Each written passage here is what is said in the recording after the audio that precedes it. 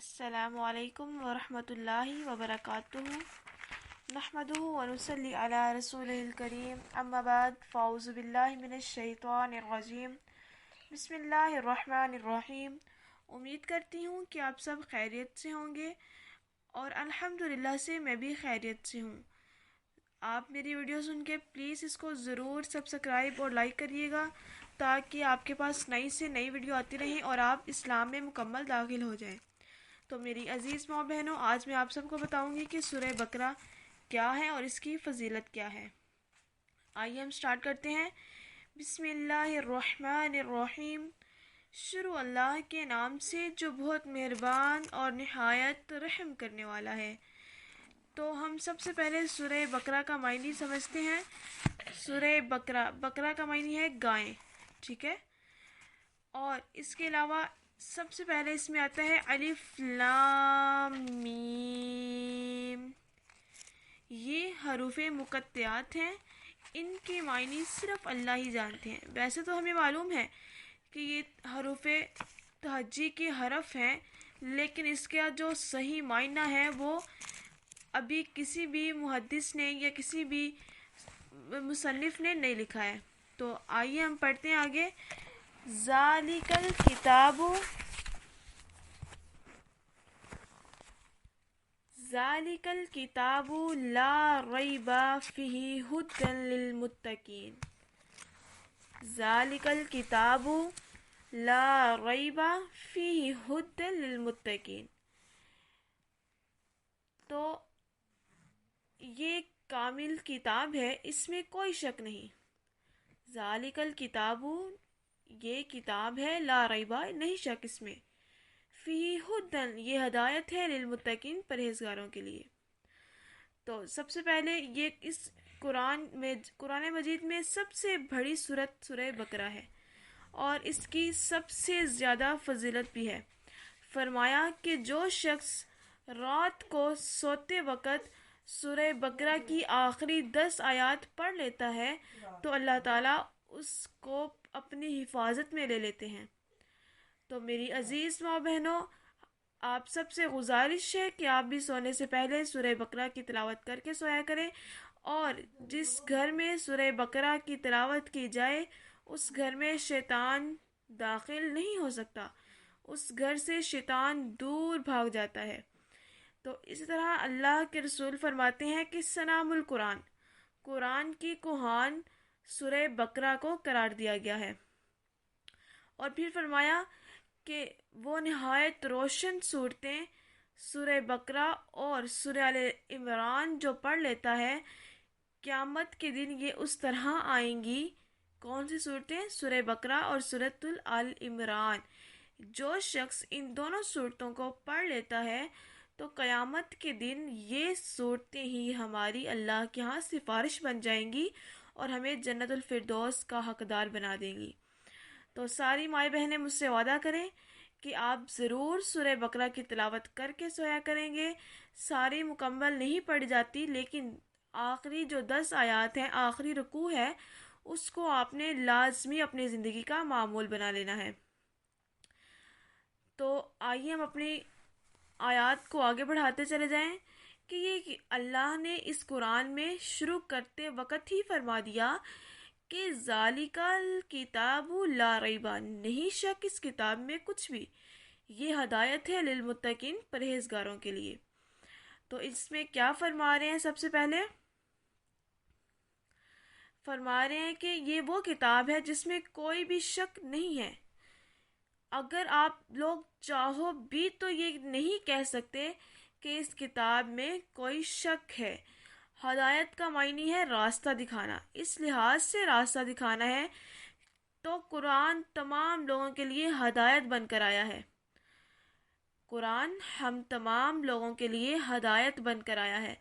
آج بھی اگر آپ قرآن کی جو بھی سورت، جو بھی آیت پڑھیں گے، وہ آپ کی دنیا میں رہنے والے تمام مسائل پر فوراً فٹ ہو جائے گی۔ مثال کے طور پر، اگر ہم اس دنیا میں رہتے ہوئے برے کام کر رہے ہیں یا ہم اس دنیا میں رہتے ہوئے اللہ کو بھول گئے ہیں، تو اب ہم قرآن کی جو بھی آیت نکال لیں گے اس میں ہمیں یہی ملے گا کہ اپنے اللہ کو یاد کرو، اپنے آخرت کی تیاری کرو، یوم آخرت کی، اس دن کی جس دن نہ تو ہمارا بھائی، نہ تو ہماری بہن، نہ ماں، نہ باپ ہماری سفارش کریں گے، اس دن کی تیاری کرو۔ اور وہ تیاری صرف ہوگی تو تب ہوگی جب ہم 5 وقت کی نماز ادا کریں گے، اپنے بڑوں پر رحم اور چھوٹوں پر شفقت کریں گے، اور قرآن کو اپنا معمول بنا لیں گے۔ کس کو؟ قرآن کو جب ہم اپنا معمول بنا لیں گے تو ہماری ساری چیزیں اللہ خود بخود ہماری تمام چیزیں کامیابی کی راہ سے بچھا دیں گے۔ تو آگے کیا ہے؟ الذین، وہ لوگ، یؤمنون، جو ایمان لاتے ہیں، بالغیبی، غیب کے ساتھ، ویقیمون، اور قائم کرتے ہیں، الصلاۃ، نماز کو، ومما، اور اس چیز کو، رزقناہم، جس چیز سے ہم نے ان کو رزق دیا، ینفقون، وہ خرچ کرتے ہیں۔ اور اس کا بامحاورہ ترجمہ کیا ہوگا؟ وہ لوگ جو غیب پر ایمان لاتے ہیں، نماز قائم کرتے ہیں، اور اس میں سے جو ہم نے انہیں دیا ہے وہ خرچ کرتے ہیں۔ تو کیا ثابت ہوا کہ غیب سے مراد وہ حقائق ہیں جو انسان کے حواس اور عقل کی رسائی سے باہر ہے۔ حدیث جبرائیل میں ایمان کی تعریف یہ بیان کی گئی ہے کہ سب سے پہلے تو اللہ تعالیٰ پر ہم ایمان لائے ہیں۔ ایمان کی تعریف ہے یہ، کیا ہے ایمان کی تعریف؟ کیا ہے؟ اللہ تعالیٰ پر، اس کے فرشتوں پر، اللہ کی کتابوں پر، اس کے رسولوں پر، یوم آخرت پر، اور اچھی یا بری ہر تقدیر پر ایمان لے کر آنا ہی ہمارا مقصد ہے۔ اور یہ ساری چیزیں غیب کی چیزیں ہیں، ہمیں نہیں پتا کہ ہم نے اللہ کو دیکھا نہیں ہے، ہم نے فرشتوں کو دیکھا نہیں ہے، ہم نے رسولوں کو دیکھا نہیں ہے، لیکن پھر بھی ہم بتائے ہوئے کاموں پر عمل کرتے ہیں، تو یہ سب سے بڑا ایمان کا مقصد ہے۔ تو قرآن کی ہدایت سے فیض یاب ہونے والے وہی متقی لوگ ہیں جو اللہ تعالیٰ پر، اس کے رسول کے بیان کردہ تمام چیزوں پر ایمان لے آتے ہیں، تو اپنے مشاہدے یا اپنی عقل سے معلوم ہونے کا مطالبہ نہیں کرتے۔ غیب کے منکروں کو قرآن سے کچھ حاصل نہیں ہوتا، یعنی جیسے وہ اندھے کو چراغ کا کوئی فائدہ نہیں ہوتا، اسی طرح جو انسان ابھی منکر ہے، کافر ہے، اس کو بھی ایمان والی چیزوں پر کوئی دلچسپی نہیں ہوتی۔ ایمان والی جو بھی اس کے سامنے باتیں کر دیں، وہ ایک کان سے سنے گا، دوسرے کان سے نکال دے گا، اسے اس بات پر اس کے ذہن میں یا اس کے دل میں کوئی بھی اثر نہیں پڑے گا۔ تو آگے ہماری جو چوتھی آیات ہے وہ کون سی ہے؟ والذین، اور وہ لوگ، یؤمنون، جو ایمان لاتے ہیں، بما، اس چیز پر، انزلہ، جو ہم نے نازل کیا، الیک، آپ کی طرف، وما انزلہ، اور جو نازل کی گئی، من قبلک، آپ سے پہلے، وبالآخرۃ، اور آخرت کے ساتھ، ہم وہ یوقنون، یقین رکھتے ہیں۔ تو اس کا بامحاورہ ترجمہ کیا ہوگا؟ اور وہ لوگ جو اس پر ایمان لاتے ہیں جو تیری طرف اتارا گیا ہے اور جو تجھ سے پہلے اتارا گیا تھا، اور آخرت پر وہی یقین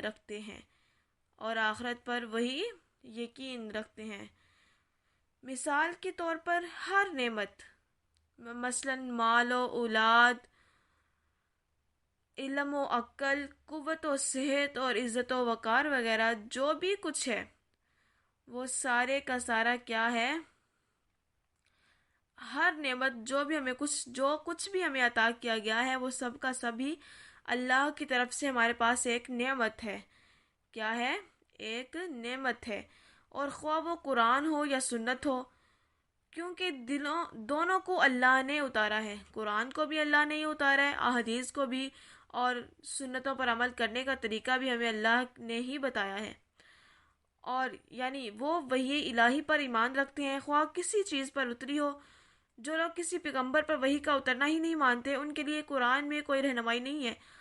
اور سب سے بعد پھر وبالآخرۃ ہم یوقنون، اور آخرت کا یقین ہی انسان کو نیک اعمال کرنے اور برے اعمال سے روکنے اور ان برے اعمال سے بچنے پر آمادہ کرتا ہے۔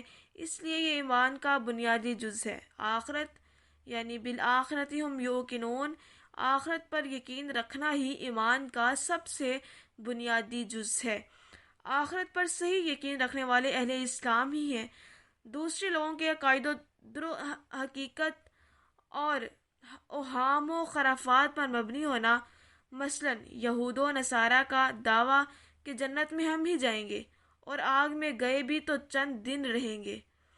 کیا یہود و نصارہ کیا کہتے تھے کہ جنت میں بھی ہم ہی جائیں گے اور اگر آگ میں بھی چلے گئے تو صرف کچھ ہی دن رہیں گے، پھر ہم واپس جنت میں ہی چلے جائیں گے۔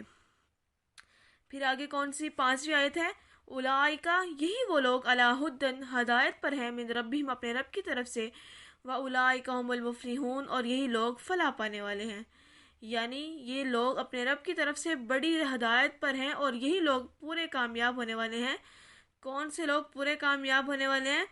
جو اپنے اللہ کو حاضر ناظر جانتے ہیں، اپنے اللہ کی بتائی ہوئی باتوں پر عمل کرتے ہیں، یعنی یہی وہ متقی ہیں جن میں یہ سارے اوصاف پائے جاتے ہیں۔ رب تعالیٰ کی طرف سے اسی راستے پر قائم رہیں گے اور وہی مکمل کامیابی سے سرفراز ہوں گے۔ ایمان اور عمل صالح کرنے والوں کے ساتھ اللہ کا وعدہ ہے کہ وہ انہیں ہدایت دے گا اور جنت بھی دے گا۔ جزاک اللہ خیر۔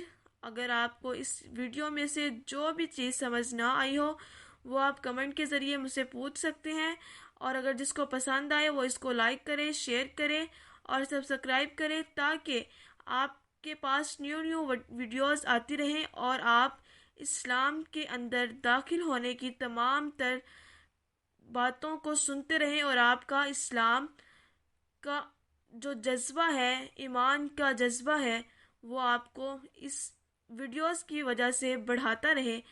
جزاک اللہ خیر۔ السلام علیکم ورحمۃ اللہ وبرکاتہ۔